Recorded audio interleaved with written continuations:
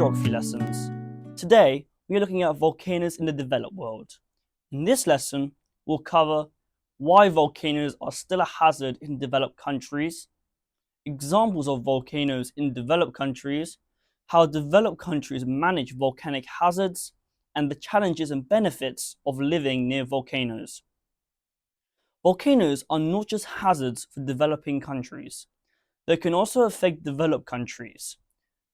This is really important to learn because even places with advanced technology and resources can face volcanic risks. Why volcanoes remain a hazard in developed countries? Even though developed countries have better monitoring, early warning systems, and emergency planning, volcanoes can still cause serious damage because eruptions can be sudden and unpredictable. Ash clouds can disrupt air travel and damage infrastructure.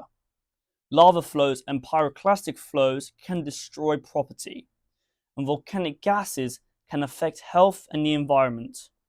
As shown here, volcanoes near populated areas pose serious risks despite the development.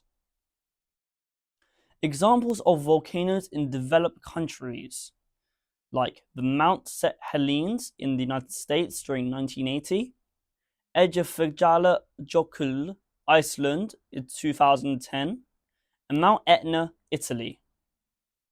In Mount St. Helens, United States, 1980, a major explosive eruption causes significant loss of life, destruction of forests, and economic damage.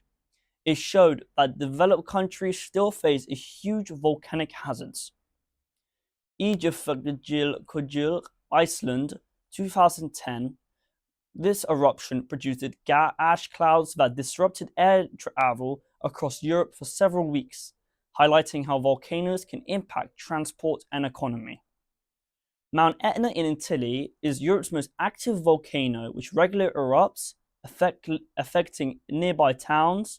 Italy uses monitoring and evacuation plans to manage risks. Developed countries use several methods to reduce volcanic risks.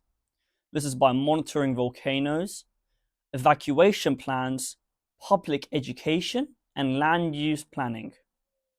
Monitoring volcanoes using seismographs, gas sensors, and satellites to detect signs of eruptions early. Evacuation plans are prepared and practiced to move people quickly when needed. Public education helps communities understand the risks and how to respond. Land use planning restricts building near the most dangerous zones. Living near volcanoes in developed countries has challenges, but also benefits. Challenges include the risk of eruption, gas damage, and economic disruption. Benefits include fertile soils for farming, tourism opportunities, and geothermal energy sources. As shown here, balancing risk and benefit is a key part of managing volcanoes.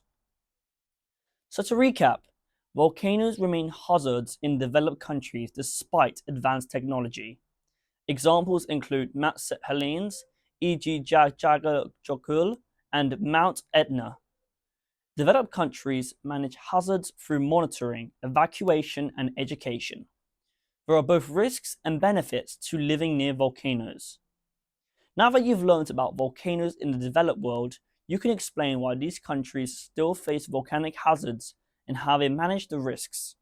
Try researching a recent volcanic eruption in a developed country and see what measures were taken.